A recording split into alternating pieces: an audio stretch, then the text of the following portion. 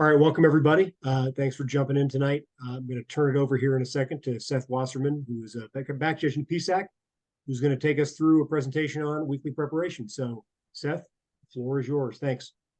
All right. Well, thank you so much. I appreciate it and appreciate everybody joining tonight. I'm really excited to share what was shared with me.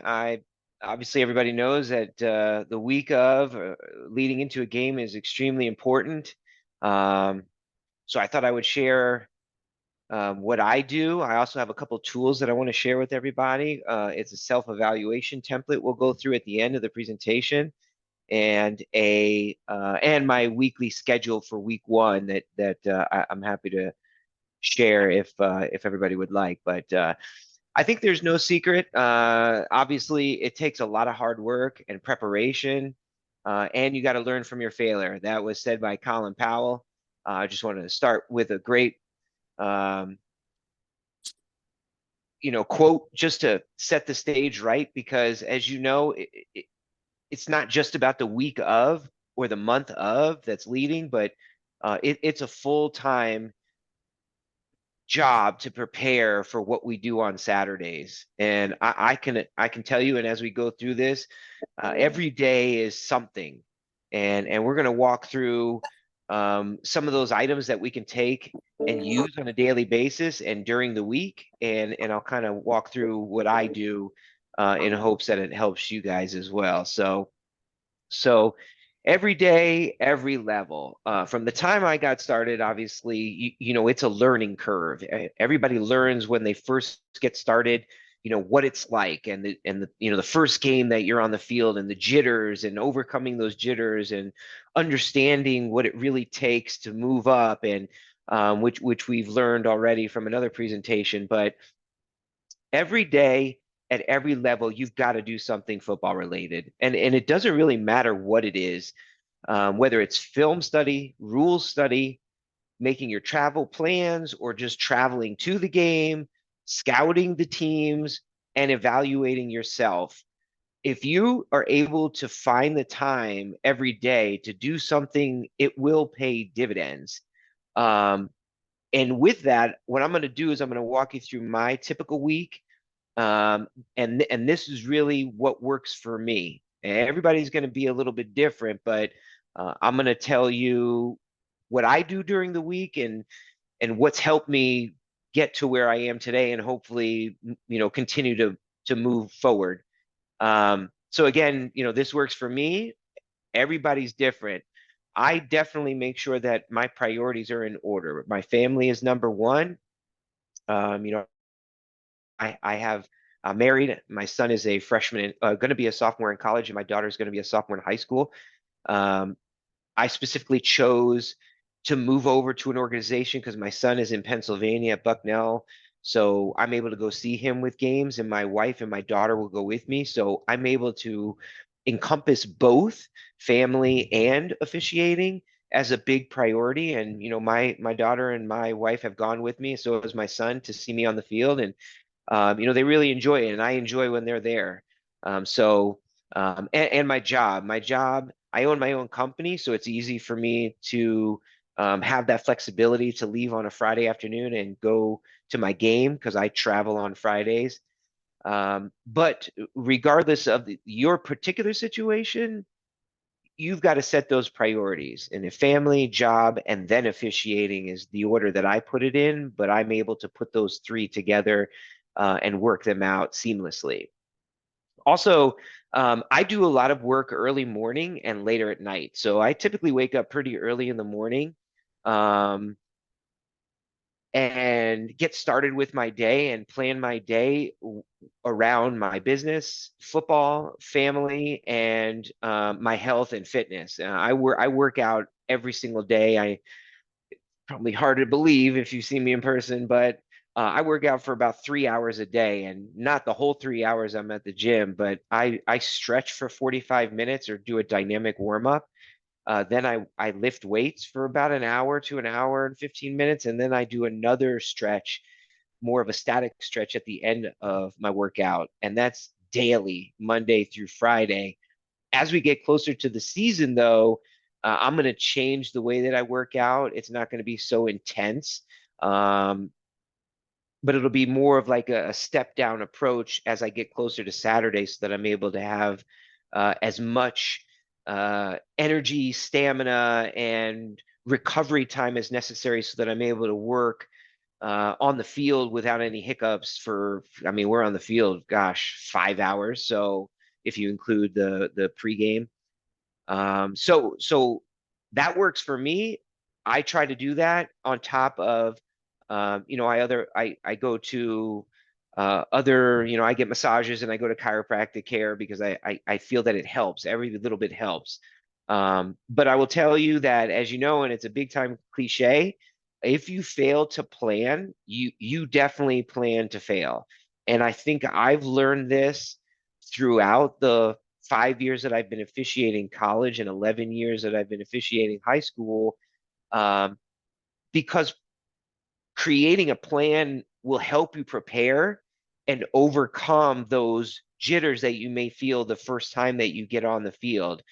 So, a couple other things is like I do semi-pro football during the summer.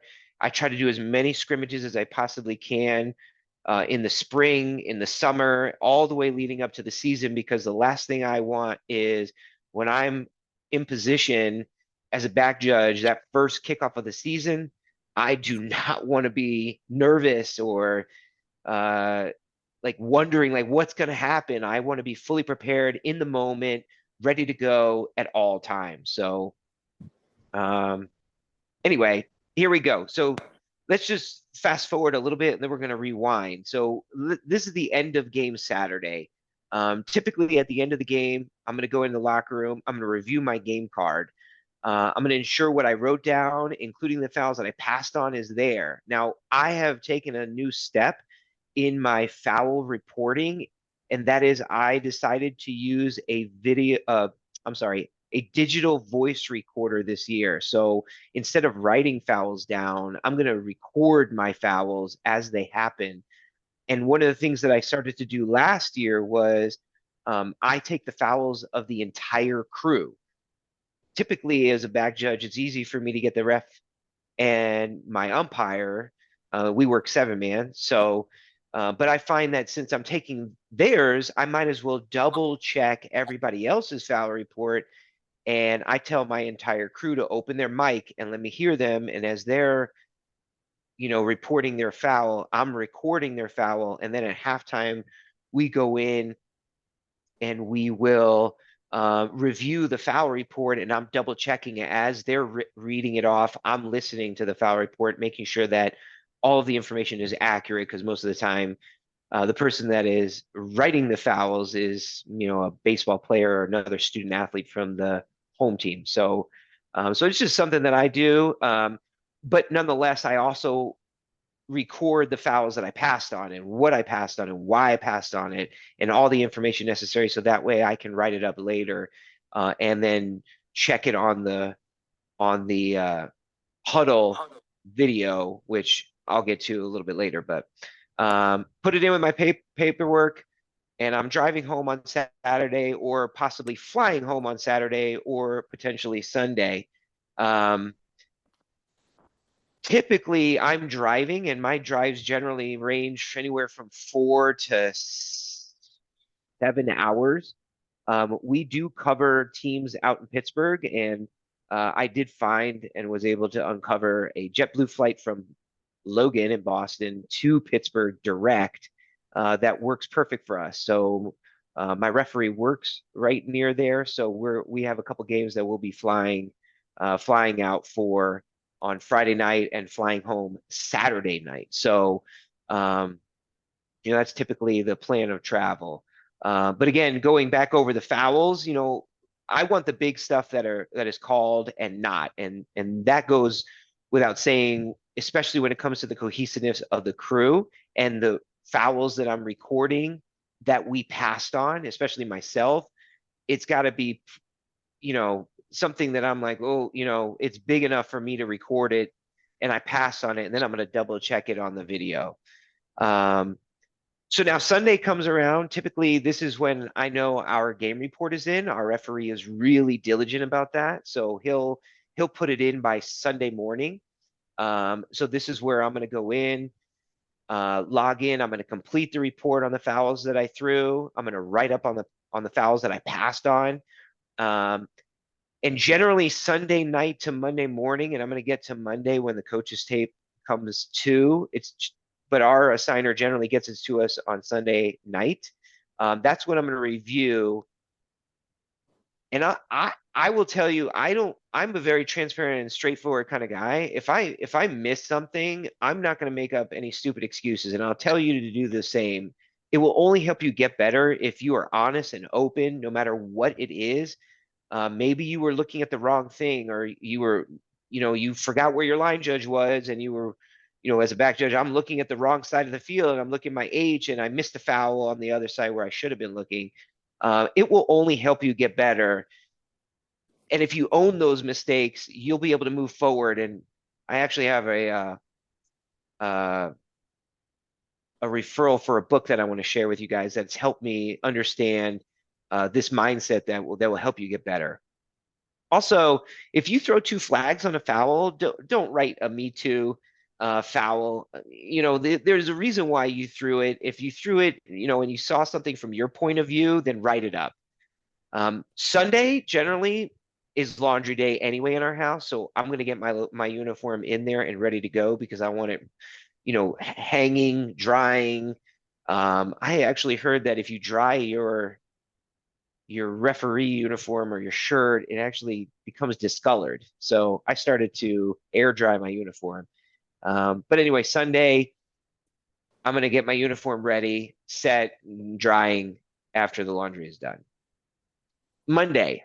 So Monday rolls around, and this is where the coach's tape is 100% going to be out. But like I said, we generally get it on Sunday night.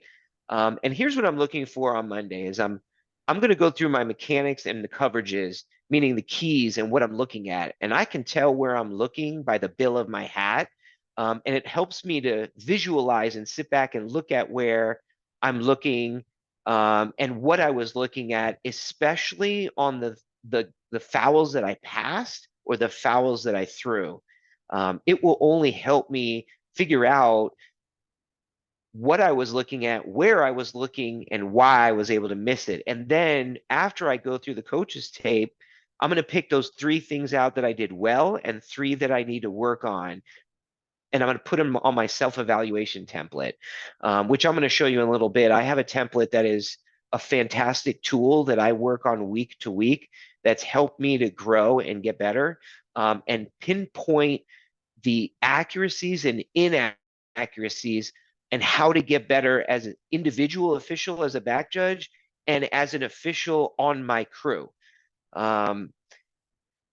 Also, when I go through the tape, I'm going to pick the one thing that I think would be really good for the crew. And it's not going to be fouls that a particular crew member missed, because that's not really my job to point that out. I mean, but it's going to be something that I feel that as a crew we can work on to get better, whether it be like visual mechanics as in its entirety as a crew on a particular really difficult play like RPO, or play action rollouts, anything that may be really, really weird on a particular game.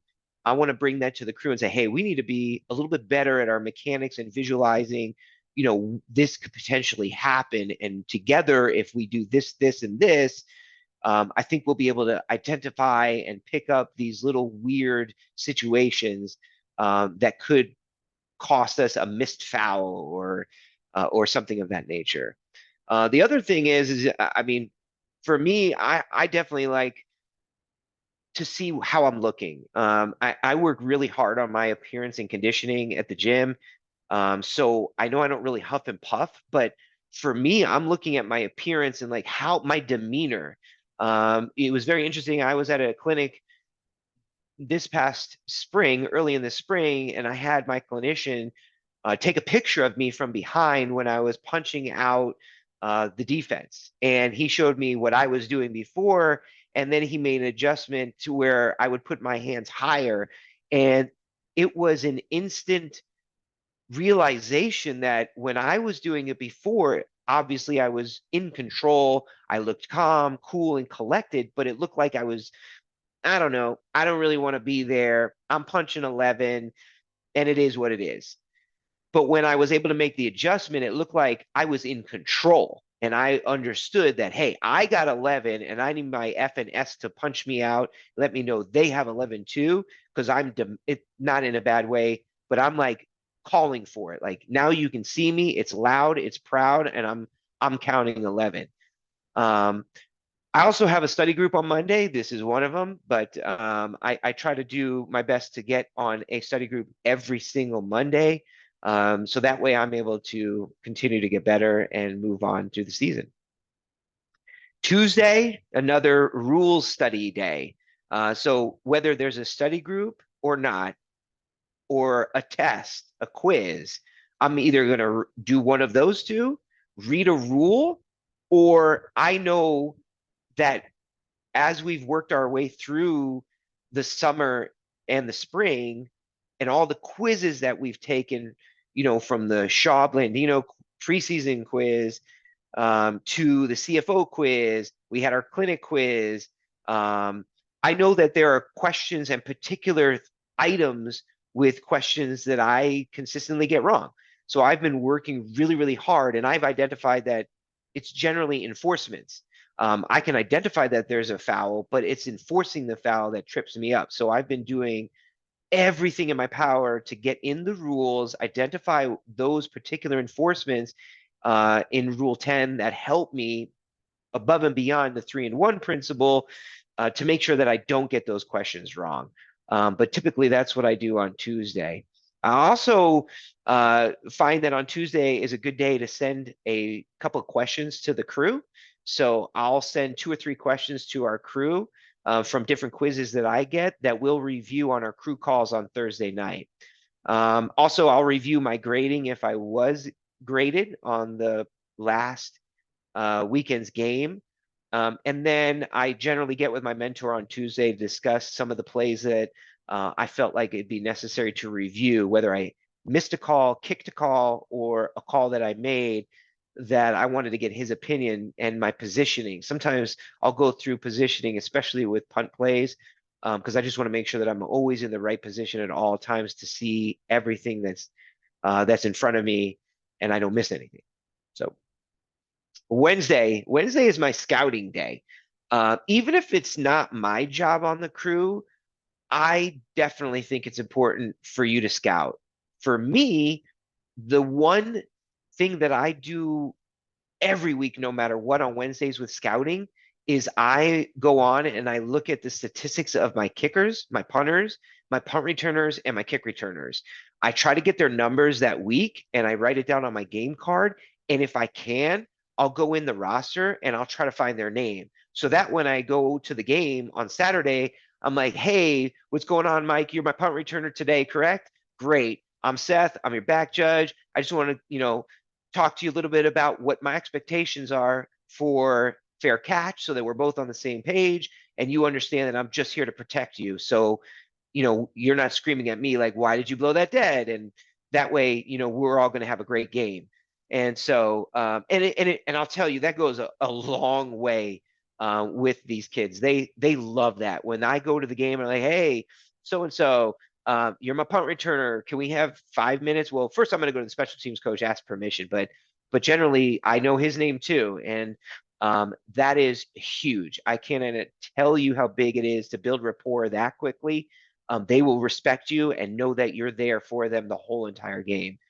I'm also going to focus my area of responsibility. So generally on top of the scouting with the kickers, the punters, the kick returners, and punt returners, I'm also going to look at my keys and focus my responsibility and scout those as well. So if I can see their number one overall statistic receiver is the inside receiver, where is he lining up? So I'd like to try to find film from them either last season or the week before. Are they is he lined up at number 2, number 3? Is it the tight end? Where are they? Because that way, when I'm in position and we're, at, 1st and 10, and it's the first play from scrimmage for that particular team, I already know where my guy is and who my guy is. It may not be a different formation, but I can identify pretty quickly, like that's that guy. Um, and again, whether it's your assigner that's sending it out, it's always available. I find even the D3 games are available on YouTube and streaming somewhere. The PSAC, which is the Pennsylvania State Athletic Conference, they have their own network. So they have a streaming network on their website and on the team's website or the school's website, and then they also stream it on YouTube. And then we get it on Huddle. So there's always different views that I can look at. So you can find it anywhere. When it comes to the new game that I'm going to be that's coming up that particular week, I like to check the last week's box score. I know my first week is Lock Haven at home against Post, which is a very big rivalry. It's the PSAC versus the NE10. Last year was at Post. The game was 35-34, and it was won in the last 10 seconds of the game. So I know it's going to be really big. It's probably going to be pretty chippy. So I already checked the box scores. I know that Lock Haven came back in the fourth quarter with 14 points in the fourth quarter. So it looks like they seem to be a second half team. So these are things that I'm going to look for, along with talking to the crew from the previous week or who had that team last year. What's nice is I'm joining a crew this year, and my referee has had pretty much all of the teams that we are going to have in the first 4 weeks of the season. So he's seen them, he knows what to expect, which will be extremely helpful. But also with the scouting, I'm going to bring something for discussion for the crew, not just for the deeps, but for the crew as well. And that's when I review all the different aspects of the scouting on Wednesday. Thursday, this is when we get ready for the weekend. So I'm packing usually on Thursday. This is when I'm going to check the weather. I'm going to bring as much as humanly possible. Last year, we got really lucky in Pennsylvania. We wore long sleeves only one game. Every other game, we were in short sleeves, and it was fantastic. But you can never overpack. You can only underprepare. And I'll tell you, especially as you make your way and travel, you just never know what to expect. I don't trust the weatherman at all. I don't trust the iPhone weather app. I don't even trust NOAA for that fact. But I'm going to check the weather Thursday, Friday, and Saturday, and I'm just going to bring everything that I possibly can think of to make sure that I'm prepared for the game. Because I can tell you personally, if I'm cold on the field, that is really bad. I tend to lose focus, so I don't like being cold. So I try to overpack and bring as much as I can. I also, on Thursday, I'm going to make sure that my O2O is charged. I have an electronic ball pump. I'm going to make sure that's charged, and my voice recorder is charged. I'm going to Thursday reconfirm my travel plans. Typically, this is done when I have my crew call on Thursday nights. My referee and I are both in Connecticut, so we'll generally travel together. I do not work high school on Friday nights anymore because generally the travel to our games is pretty long, and I'm driving Friday night. But I'm going to make sure that Friday nights is ready for my travel, and I generally go on Waze and plan my drive so that I arrive at the hotel at the time that I want to arrive, because I don't like getting to the hotel very late. So I usually will go on Waze and plan my drive ahead, so that way I know how long it's going to take to get there, or check my flight, make sure that's on time. And then I can get to the airport in a timely fashion, so I'm not scrambling to get to the gate. Generally, again, going back over Thursday night, I'm going to get my game cards ready, my W9s, any reports. I know I already said I'm going to charge my O2O, but I double check that. I have two different O2Os. I have Midlands and I have the whatever those are, the RevTex or whatever those weird O2Os are. I bring both. And I also have a sheet where the Midlands can coincide with the RevTex or whatever the brand that is. There's a special code on the Midlands per channel of the others to make sure that they work together. Otherwise, they won't work together. And I know that my entire crew does not have Midlands. So I'm going to double check my arrival attire, meaning my jacket, my polo, my slacks, make sure that's all pressed, ready to go. And then before I go to sleep Thursday night, I'm generally packed, ready to go because Friday is travel day. If I'm flying, I'm going to get to the airport early. And if I'm driving, I already know when I'm leaving because I have it set in my Waze app. Again, if you are working your high school game, it's farther than 3 hours away. I would consider getting yourself as close to your Saturday game as possible on Friday night. My closest game is like 4.5 hours on Saturday. I may work a Friday night game for my high school association. And if I do, my commissioner or signer in high school has said that he would get me as far south in Connecticut as possible. So that way I'm just that bit closer. And I don't mind an early morning drive on Saturday. So I may drive 2 or 3 hours on Friday night, maybe get to the hotel, I don't know, 11 midnight, get a good night's sleep, and then I'm only an hour away. If I have to be at the locker room by 10, that means if I'm an hour away and I have to have breakfast, and eat a good healthy meal before, get hydrated the night before and the morning of, that generally works out really well. And I'll leave the hotel right around 8:30. But I always have a backup plan, no matter what. So I know that for our flights going from Logan to Pittsburgh, that may be a little dicey depending on weather, especially as we get farther into the season. So the backup plan is if there's any cancellations, delays, I'm in my car and I'm gone. I may drive because, Pittsburgh area is about 8 hours away, 8.5 hours. I may drive 4 or 5 and then break it up. So that may be a backup plan. But Friday, again, I eat pretty healthy anyway, but this is a big day for nutrition, especially for Saturday, because if you expect to hydrate yourself and eat, a good healthy meal, just breakfast on Saturday, you're fooling yourself. Friday is just as important for your game day preparation as far as your hydration and your meal preparation is concerned, as is Saturday morning. So I would definitely make sure Friday you're preparing your body nutritionally as well as Saturday morning. So Saturday is game day, and it's on. And really, even from the time I wake up, my game face is on. I used to play, so I really love this game, and I own every minute, especially on Saturday or any time that I spend. With everything that I've got and all the passion that I have for this game. But so Saturday, even at the hotel, I generally don't like to talk to anybody. I like to keep to myself.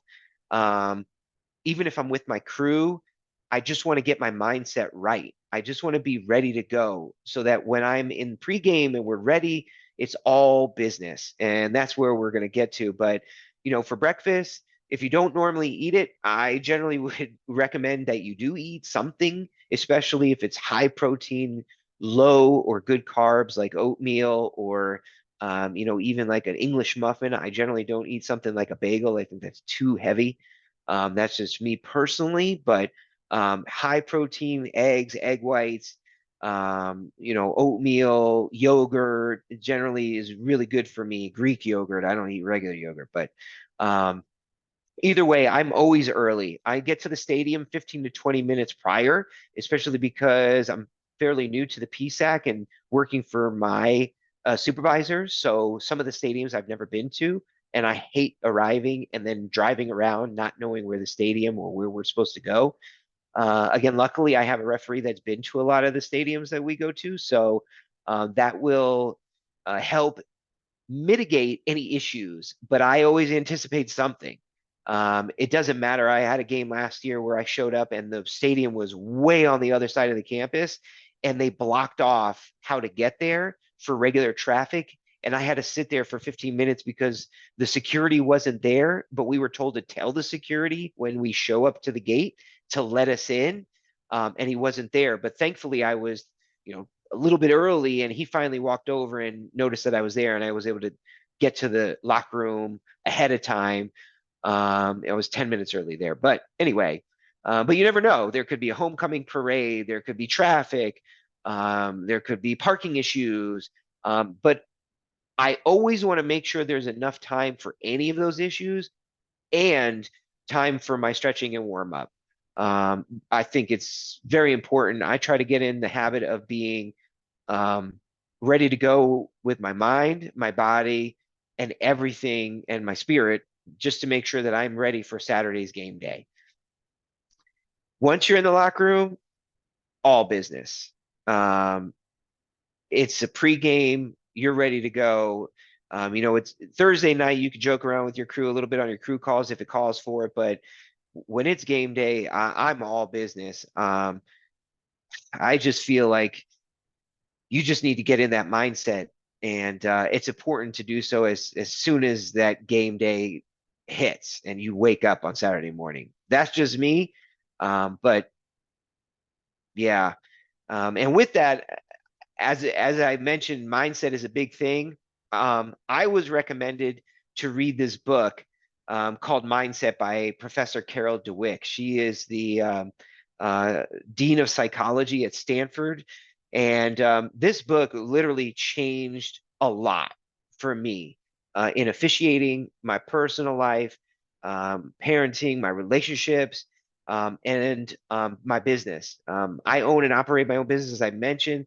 I'm doing everything I can to grow it and continue to grow it. I've been in business for 5 years, and I know that I was recommended this book 2 years ago. It has changed the way that I look at my business and how my business has grown, but it's also helped me with officiating. And I just took this excerpt. It's one of my favorite in the book. And you'll understand if you read it, but it goes like this: in the fixed mindset, everything is about the outcome. If you fail, or if you're not the best, it's all been wasted. Whereas the growth mindset allows people to value what they're doing regardless of the outcome. They're tackling problems, charting new courses, working on important issues. Maybe they haven't found the cure for cancer, but the search was deeply meaningful. So I hope that resonates with you. I just wanted to share that. I think this book is very valuable, and it's helped me in officiating. So I just thought I would share that. With that, I have two more items that I'd like to share with you. So this is the first one.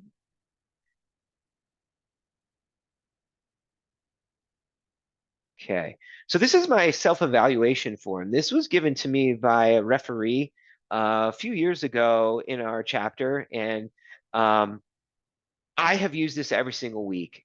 And I think it's really important for evaluating yourself, not just for yourself, but for your crew and where you want to go with your officiating career.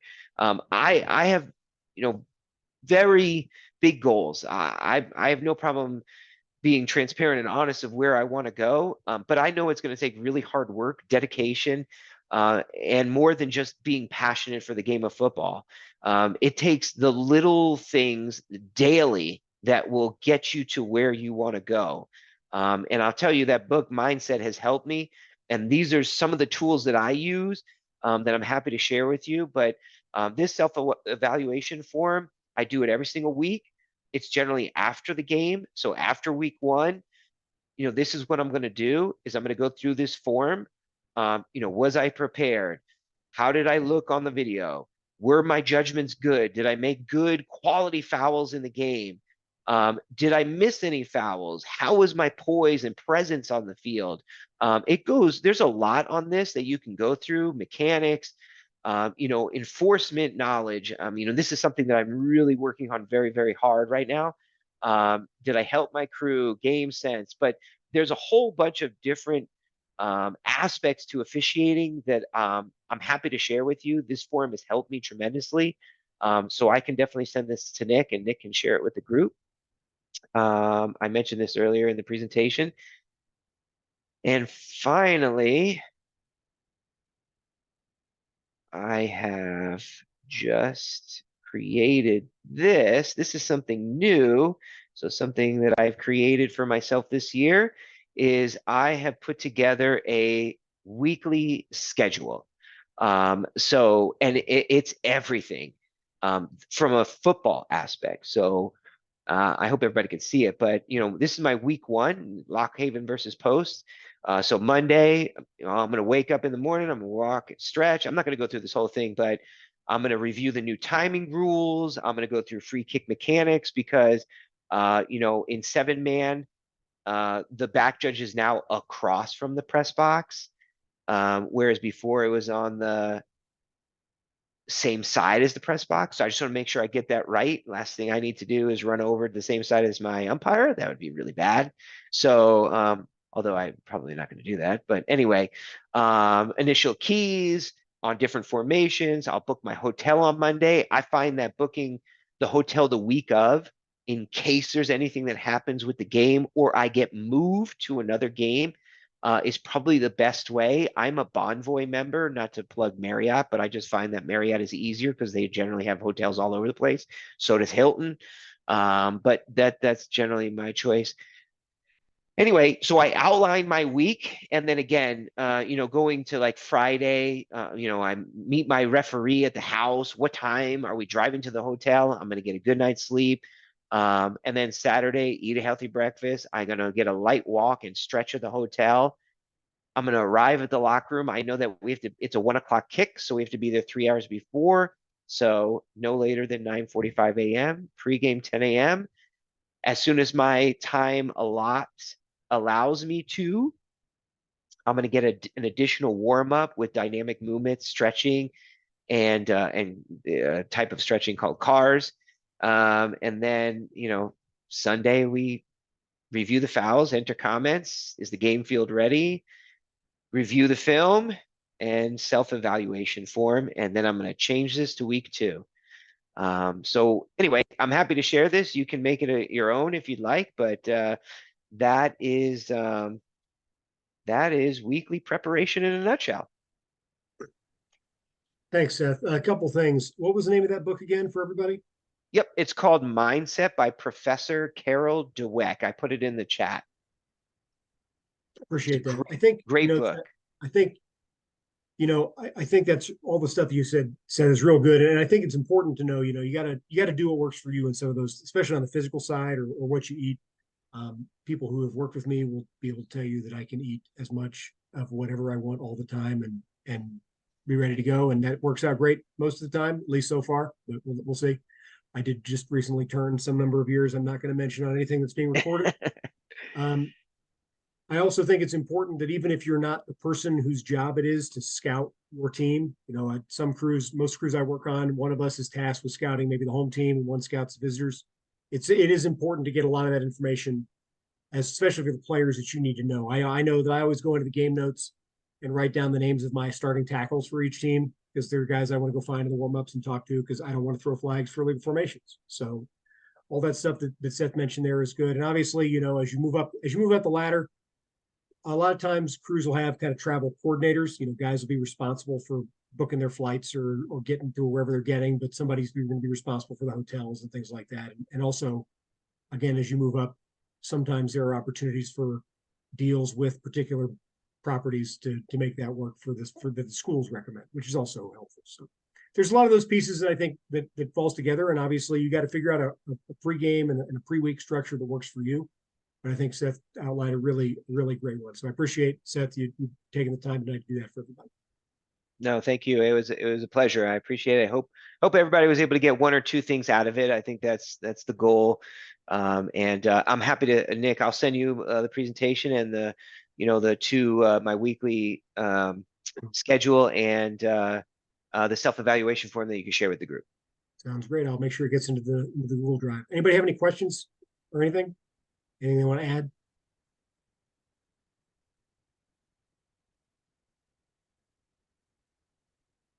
Okay. Well, I appreciate everybody's time tonight. Our next meeting will be on actually a Thursday, August the 24th. I am having Brian Stelzer, who's a referee in the MIAA, is going to come in and give a presentation on the replay process in Division II. The MIAA was the league that was experimenting with basically the replay process that is now in the book for what are you going to do when you don't have a replay official, but you still want to have replay. So Brian will walk us through that again. That'll be Thursday, August the 24th at 8 Eastern, 5 Pacific. I will send links and all that stuff out as well. So I appreciate everybody being on tonight. I wish everybody the best of luck to start the season, and I hope to see you here in a couple of weeks. So take care, everybody. Have a good night.